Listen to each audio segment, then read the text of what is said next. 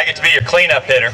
I am going to say I agree with Joe Biden. I think Barron Hill is pretty independent. He doesn't seem to have any interest in what we think whatsoever. He's been acting completely independent there. So that might actually be an accurate statement to say that he's been an independent thinker, because he sure isn't interested in what anybody else thinks. I was asked to talk briefly about some immigration reform, which is one of the things that's currently kind of the current hot topic right now. I think it's kind of funny as your token libertarian that you asked me to speak on immigration reform, because the libertarian view on this is a little different than maybe some Republicans, and I think that sometimes we're getting caught up in the wrong end of this. How many people here think we need to build a bigger wall or a longer fence? I'm just curious. A lot of people think that, and I'm going to tell you I think you're wrong. Now you can get upset with me later, but I'm going to tell you why you're wrong. And the reason is that the bigger the fence, the longer the wire, the more guards you put on the border with guns, the more we're distracted from the problem with immigration in the first place. And the problem with immigration in the first place is that our government, both sides to a significant degree, are too anxious to give away everything to people the moment they get here. If we weren't giving everybody everything all the time, hey, welcome to the country, you get free health care. Hey, welcome to the country, you get a free day in school. Come on, we'll even do it in your language. I don't care where you're from, we'll do it. Hey, welcome to the country. You can get your Social Security if you stick around for a few years. Hey, welcome to the country. You can have it. Our problem isn't the hard-working immigrants that come over the border. They're really not our problem. Our problem is our government giving away everything.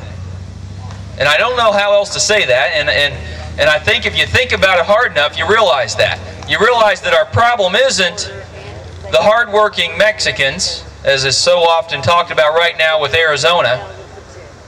Our problem isn't really them. Our problem is the people that come here that don't want to work. The people that come here that don't want to do anything. The people that come here because we're giving everything away for free. And come to think of it, it's not just the ones that come here that that's a problem with. It's the people that are already here that want it all for free. We talk about being illegal immigrants. Now, I don't know how many of you out there are or not, but I'm an illegal immigrant. I don't know how many of you are or not. Now, I'm a multiple generation. I was actually born here, but I guess I'm a descendant. I'm the descendant of, what's the current term? The current term is for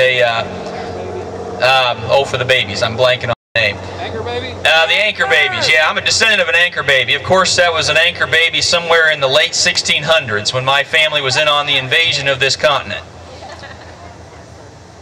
My family came here a long time ago, and they were not welcomed, as most of the people that came originally didn't, and we started a country. And I hesitate to say this because I know not everybody likes this part, but our problem isn't the people that come here to work. What we need to do is to reform our immigration policy so those people that want to come here and work can come here and work, can pay their taxes, and be an active part of our citizenry. But to make that work, we've got to quit giving away everything. Because if we quit giving away everything, the only ones that would come are the ones that want to work. And if they want to work, that's not our problem. You can build a bigger fence, and you put the big fence up, and I think this is a deliberate, personally I think it's a deliberate distraction that the government is putting out there. Fight over whether we want a fence, and do we want it 20-foot or 30-foot tall? Let's barb wire it, or do we want double or triple fencing? And they've got caves under them that go miles. You build a big fence and then you show how wonderfully successful it is because there's nobody crossing there. 20 miles down where there's no fence, they're going ahead and crossing. So if your argument is, okay, well then put it 20 miles past that, well that's an awfully big border. How about we address the reason they come? How about we do that? That would balance our budget. That would help cut our spending. That would shrink the size of our government. Because our problem isn't just the illegal immigrants coming here getting everything for free. It's all the other people that are here that aren't willing to do anything, that want everything for free at the same time. So we can kill two birds with one stone. Now, a lot of people ask me, am I in favor of Arizona's Arizona's law? And my answer is, I believe that the states should have the rights to do whatever they want to with their immigration. In fact, that's what the Constitution actually said. The Constitution actually said that the states were reserved the rights that weren't specifically enumerated. And do you realize that if you read the early writings of the founders of this country, the federal government had no business in immigration. Immigration was a states' rights issue. And immigration, quite frankly, wasn't what the government was worried about. They had plenty of land. In fact, we still pretty much have plenty of land. Just take some of that government reserved land everywhere and we can still put plenty of land out there. This government's job, the federal government, was only, and even to this day, if you can actually read English, you can read the Constitution and realize it, the government's job is not immigration. The government's job constitutionally is just for citizenship.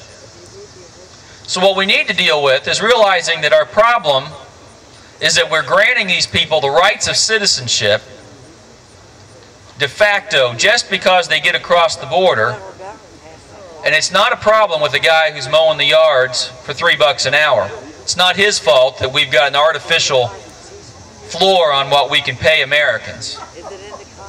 The minimum wage is a horrible thing for American workers. I mean, everybody that hears me say that, I get a lot of folks that say, well, everybody will work for minimum wage. How many people here currently work for minimum wage? I'm going to venture not very many. So, you know, I guess I'm going to wrap it up there and let you guys, everybody pack up their chairs. I figured everybody would be doing anyway. But like I said, one more time, our problem, plain and simply, is we're giving everything away.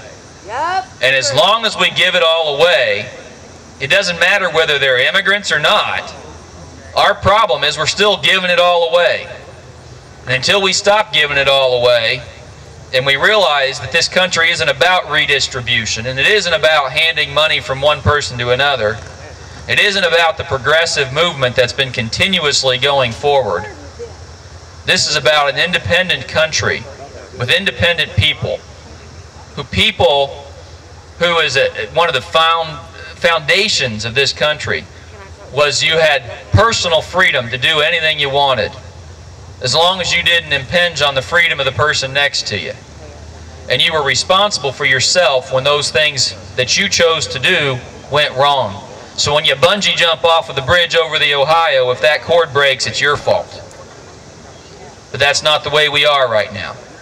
And until we get our personal responsibilities back, and we take responsibility for ourselves, and we don't have the government giving everything away, we aren't going to make it. And it's time that we step up to the plate. And this fall, we need to be putting in some people in Congress. We need to be making a statement in all the elections across this state and across this nation that we aren't going to do this anymore. And we don't want it this way anymore. And with that, I'll hand off the mic.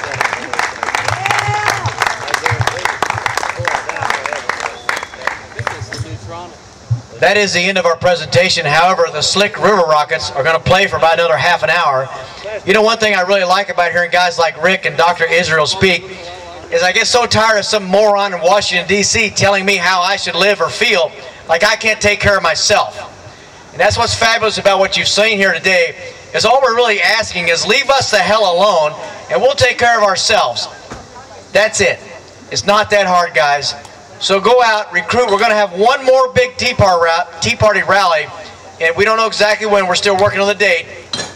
If you're not signed up on our email list, get signed up. But we're going to have a big one to rally the vote and get, our #1 mission is get Baron Hill out of office. He's everything that's wrong with this country, and we're going to move forward. And you know what?